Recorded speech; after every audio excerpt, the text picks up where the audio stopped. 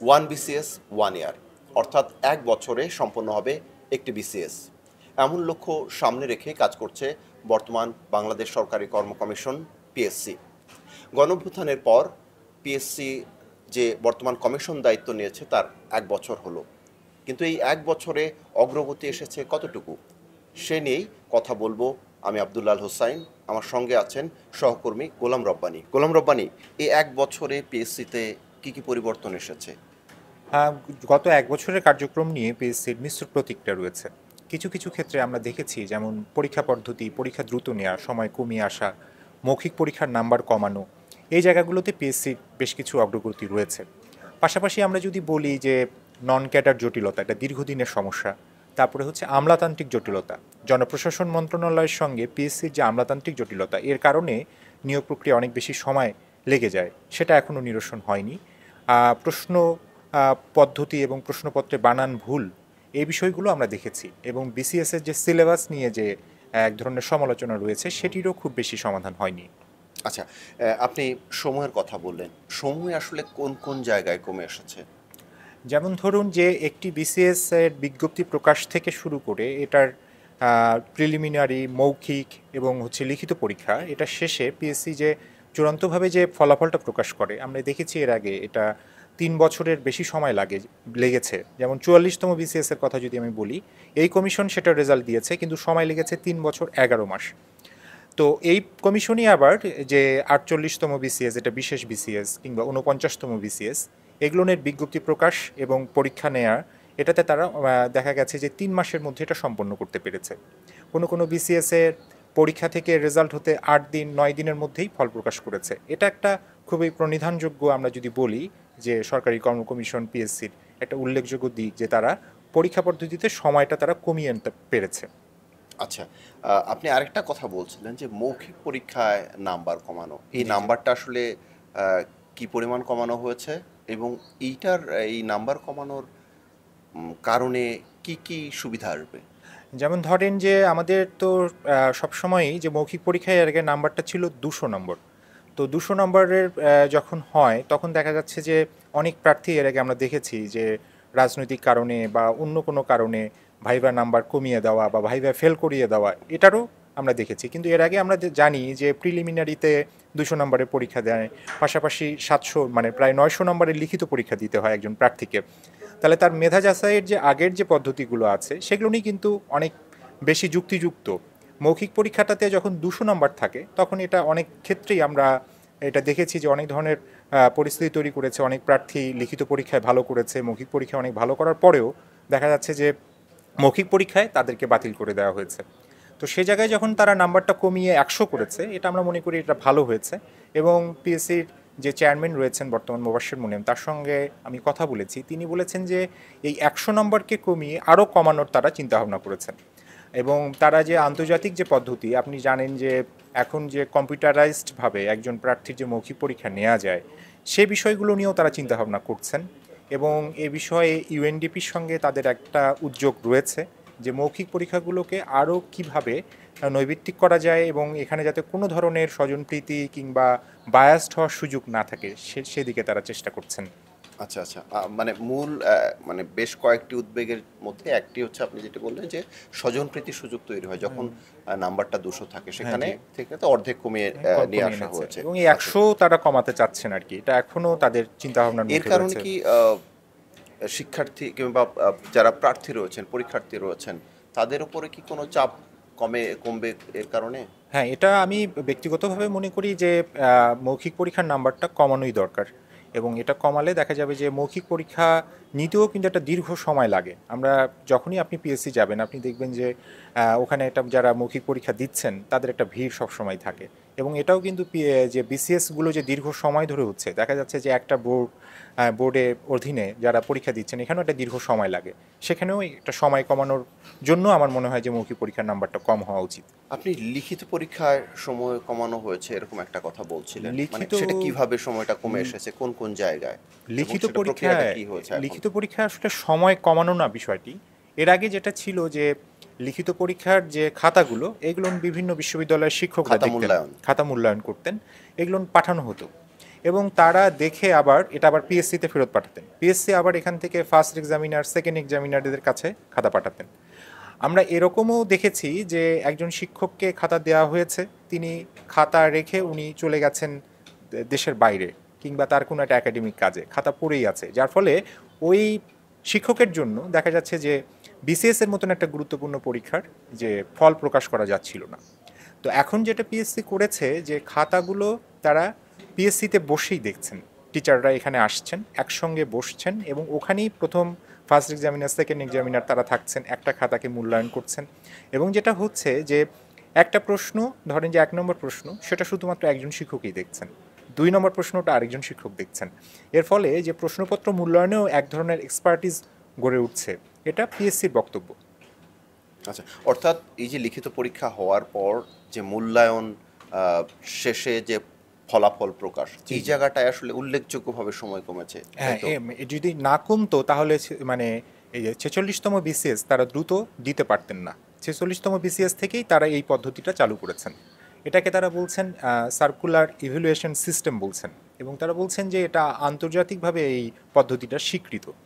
আচ্ছা, আমরা তো অগ্রগতির কথা শুনলাম। জি জি।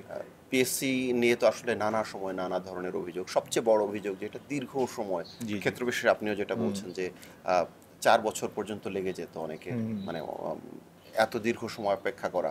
জি জি। তো চ্যালেঞ্জ কি আসলে সবই কমে গেছে, নাকি এখনো কিছু কিছু চ্যালেঞ্জ রয়ে গেছে?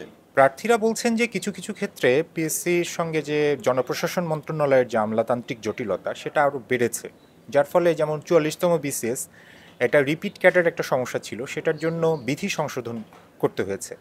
এখন এই বিধি সংশোধনের ক্ষমতা আবার পিএসসির নেই, এটার জন্য তাদেরকে জনপ্রশাসন মন্ত্রণালয়ের মুখোমুখি থাকতে হয়। তো জনপ্রশাসন মন্ত্রণালয় কিন্তু কতগুলো এই বিসিএসে কতগুলো নিয়োগ দিবে সেটা কিন্তু ঠিক করে জনপ্রশাসন মন্ত্রণালয়, পদগুলো, কেননা তারা শূন্য পদ কতগুলো আছে তারা নির্ধারণ করে। আবার পরীক্ষার শেষে যখন নিয়োগের জন্য যখন সুপারিশ করছে পিএসসি, জনপ্রশাসন মন্ত্রণালয় কিন্তু এরপরে পুলিশ ভেরিফিকেশন, স্বরাষ্ট্র মন্ত্রণালয়ের সহযোগিতায় এই কাজগুলো করে। তাহলে সেক্ষেত্রেও আমরা দেখছি যে পিএসসির সঙ্গে জনপ্রশাসন মন্ত্রণালয়ের এক ধরনের টানাপোড়েন রয়েছে, এবং এই টানাপোড়েনের ভুক্তভোগী হচ্ছে সাধারণ শিক্ষার্থীরা। আপনি বিষয়টি বুঝবেন যে ধরেন যে আপনার বয়স আছে আর 1 মাস সরকারি চাকরির, এখন নিয়োগ বিজ্ঞপ্তিটা যদি 1 মাস পরে যদি দেয় তাহলে কিন্তু সে আর সেখানে কিন্তু আবেদন করতে পারছে না। তাহলে আমার মনে হয় যে এই জায়গাটা একটা বড় কাজের সুযোগ রয়েছে। আরেকটা বিষয় হচ্ছে নন ক্যাডার জটিলতা। আপনি দেখবেন যে আমাদের 2023 সালের যে প্রতিবেদন, এটা 2024 সালের ডিসেম্বরে প্রকাশিত হয়েছে। সেখানে বলা হয়েছে যে বাংলাদেশে এই মুহূর্তে প্রায় 4 লাখের উপরে সরকারি পদ শূন্য। তাহলে পিএসসি কিন্তু সবাইকে নিয়োগ দিতে পারছে না যোগ্যতা থাকা সত্ত্বেও। দেখা যাচ্ছে যে নন ক্যাডারে যে যারা যারা পিএসসি পরীক্ষায় যারা ভালো করছে, তাহলে সেখান থেকে তাদের তো একটা আমরা মেধাবী কারা সেটা তো আমরা যাচাই করতেই পারলাম। তাহলে জনপ্রশাসন মন্ত্রণালয় যদি পরবর্তীতে তাদের চাহিদাটা দেয়, সেখান থেকে তারা ইজিলি কিন্তু নিয়োগটা দিতে পারে, যার ফলে আমরা যেটা দেখি যে প্রশ্ন ফাঁস, নিয়োগ দুর্নীতি, এই জায়গাগুলো কিন্তু কমে আসতে পারে। এবং এটা শিক্ষার্থীদেরও দীর্ঘদিনের দাবি যে নন ক্যাডার জটিলতাটা কমানো। কিন্তু আমরা দেখেছি যে সোহরাব কমিশন, এর আগের কমিশন যেটা, তারা 43তম বিসিএসে নন ক্যাডার থেকে যে নিয়োগ দেওয়া হতো এর আগের বিসিএসগুলোতে একটু বেশি সংখ্যায়, তিনি সেটা কমিয়ে দিয়েছেন। তো এটা নিয়ে কিন্তু 43তম বিসিএসের যারা নন ক্যাডার চাকরি প্রত্যাশী তারা দীর্ঘদিন থেকে আন্দোলন করেছেন, আন্দোলন করে তারা কোনো কিছুই হয়নি, এখন তারা আইনি পথে এটা মোকাবেলা করার চেষ্টা করছেন। তো আমার মনে হয় যে এই পিএসসির জন্য একটা বড় চ্যালেঞ্জ হচ্ছে এই নন ক্যাডার জটিলতা কমানো, এবং এটা যদি হয় আদতে যারা শিক্ষিত, যারা দীর্ঘদিন থেকে বেকারত্ব জীবনযাপন করছেন তাদের জন্য একটা পথ খুলে যাবে। আচ্ছা আচ্ছা, আহ, আরেকটা বিষয় আপনি বলছিলেন যে প্রশ্নপত্রের যে বানান জি, জি। সেটি ভুল। হ্যাঁ, এটা তো খুব, এটা তো একটা হ্যাঁ এটা খুবই বেশ একটা বড় বড় ধরনের একটি, একটা যে 49তম বিসিএস এর যেটা তারা বিশেষ বিসিএস, শিক্ষার বিশেষ বিসিএস, তারা বলছেন যে এর আগে প্রশ্নগুলো বাইরে তারা ছাপাতেন পিএসসি, এবার এই 49তম বিসিএস এর প্রশ্নটা তারা নিজস্ব যে ছাপাখানা পিএসসির ভিতরেই তারা বসিয়েছেন, সেখানে ছাপিয়েছেন। তো এটা ভালো, কিন্তু দেখা যাচ্ছে যে এই বিসিএস এর যে প্রশ্নটা করা হয়েছে, একটা পৃষ্ঠার মধ্যে পুরো প্রশ্নটা খুবই ছোট ফন্টে লেখা, যেটা ঠিক মতন দেখা যায় না, এবং এখানে অঙ্ক যে সলিউশন করার যে একটু জায়গা দরকার সেটাও ছিল না প্রশ্নপত্রে। এটাতে খুবই সমস্যা হয়েছে পরীক্ষার্থীদের, এবং প্রশ্নপত্রে 11টার মতন বানান ভুল। আমরা দেখেছি, এবং এটা নিয়ে আমাদের প্রথম আলোতে লেখাও হয়েছে। আর পাশাপাশি ইরিভেলেন্ট প্রশ্ন আমরা এখানে দেখেছি, যেটা অপ্রাসঙ্গিক প্রশ্ন বেশ কয়েকটি ছিল, যে পাকিস্তানের প্রেক্ষাপটকে নিয়ে আসা হয়েছে প্রশ্নপত্রে। খুবই প্রাসঙ্গিকভাবে, এটা খুব বেশি প্রয়োজন ছিল না, কিন্তু সে ধরনের বিষয় এখানে নিয়ে আসা হয়েছে। তো সে বিষয়ে আমরা কথা বলেছি পিএসসি চেয়ারম্যানের সঙ্গে। তিনি যেটা বলেছেন যে এই ভুলটা কাম্য নয়। তো তাদের নতুন অভিজ্ঞতা, এবং তারা ভবিষ্যতে চেষ্টা করবেন, মানে সর্বোচ্চ চেষ্টা করবেন যাতে এই ধরনের ভুল না হয় প্রশ্নপত্রে। আচ্ছা, আমি একটু আগের প্রশ্নটা একটু ফিরে যেতে চাই। আপনি যেটা বলছিলেন যে পিএসসি এবং জনপ্রশাসন মন্ত্রণালয়ের যে টানাপোড়েনের কথাটা বলছিলেন, অর্থাৎ পিএসসি যখন জনপ্রশাসন মন্ত্রণালয় থেকে চাহিদা দেওয়া হয় কতটি পদ ফাঁকা রয়েছে এবং কতজন নিয়োগ দিতে হবে, এরপর পিএসসি একটা সার্কুলার দেয়, তারপর তারা মৌখিক পরীক্ষা নেয়, তারপর হচ্ছে যে লিখিত পরীক্ষা নেয়, ভাইবা নেয়ার পর একটি কারা কারা সেখানে সর্বশেষ উত্তীর্ণ হয়েছেন তার একটি তালিকা প্রকাশ করে। এবং এরপরে এই তালিকা ধরেই, তালিকায় যাদের নাম আসে তাদের যাচাই বাছাই অর্থাৎ পুলিশ ভেরিফিকেশনের কাজটা করে জনপ্রশাসন মন্ত্রণালয়। তো এই প্রক্রিয়ার মাঝে জনপ্রশাসন মন্ত্রণালয়ের কাছে যখন যায় এবং তাদের কাছে এই ভেরিফিকেশনটা হলে আসলে কী কী ধরনের সমস্যা হয়, কিংবা আগে এই ধরনের কোনো দৃষ্টান্ত আছে কি না যে এই কারণে সমস্যা হয়েছে? পুলিশ ভেরিফিকেশনের ব্যাপারটা যেটা হয়েছিল, যে এই সরকার, অভ্যুত্থান পরবর্তী সরকার যখন দায়িত্ব নেয়, তারা 14 আগস্টই তারা দেখা যাচ্ছে যে 259টি পদ এটা আটকে ছিল পুলিশ ভেরিফিকেশন জটিলতার কারণে 28 থেকে 42 বিসিএসে, যাদের আওয়ামী লীগ সরকার বা বিগত সরকারগুলো যাদের কারণে যাদের চাকরিটা তারা যোগ দিতে পারেনি, তারা সব কিছুতে উত্তীর্ণ হওয়ার পরেও পুলিশ ভেরিফিকেশন জটিলতার নেতিবাচক প্রতিবেদনের কারণে তাদেরকে কিন্তু এই সরকার এসে সরকারি চাকরিতে বহাল করে। এটা সে সময় খুবই প্রশংসিত হয়েছিল। কিন্তু আমরা দেখলাম যে 43তম বিসিএস সর্বশেষ, এটাতে সব কিছু হয়ে গেছে, তারা যোগও দিয়েছেন এবং তারা বুনিয়াদী প্রশিক্ষণরত অবস্থায় ছিলেন। এখানে 3 জন প্রার্থীকে তারা কোনো ধরনের কারণ দর্শানো কোনো কিছুই ছাড়াই তাদেরকে সরকারি চাকরি থেকে বাদ দেওয়া হয়েছে। সবশেষ 17তম যে সাবজজ পরীক্ষা হয়েছে, সেখানে 102 জন প্রার্থী উত্তীর্ণ হয়েছিলেন, সেখানে 88 জন প্রার্থীকে এই 27 নভেম্বর চূড়ান্তভাবে সুপারিশ করা হয়েছে। এর মধ্যে 13 জন প্রার্থীকে তারা বাদ দিয়েছে। তো আমরা এই 13 জন প্রার্থী আমাদের সঙ্গে যোগাযোগ করেছেন, এবং এখানে এমনও প্রার্থী রয়েছেন তাদের কোনো ধরনের রাজনৈতিক সংশ্লিষ্টতা কখনো ছিল না, নিম্ন মধ্যবিত্ত পরিবারের ছিল। রাজনৈতিক সংশ্লিষ্টতার কারণে বাদ দেওয়া হয়েছিল এরকম না, তার মানে সাধারণত যেটা হয় যে আপনি পুলিশ ভেরিফিকেশনে কাকে বাদ দিবেন, যদি তার বিরুদ্ধে রাষ্ট্রবিরোধী কোনো কিছু থাকে বা তার বিরুদ্ধে যদি মামলা থাকে, গুরুতর অপরাধ থাকে, তাহলে বাদ দিতে পারেন। আপনি রাজনৈতিক বিশ্বাসের জন্য কাউকে বাদ দিতে পারেন না, এটা সংবিধানের সঙ্গে সরাসরি সাংঘর্ষিক।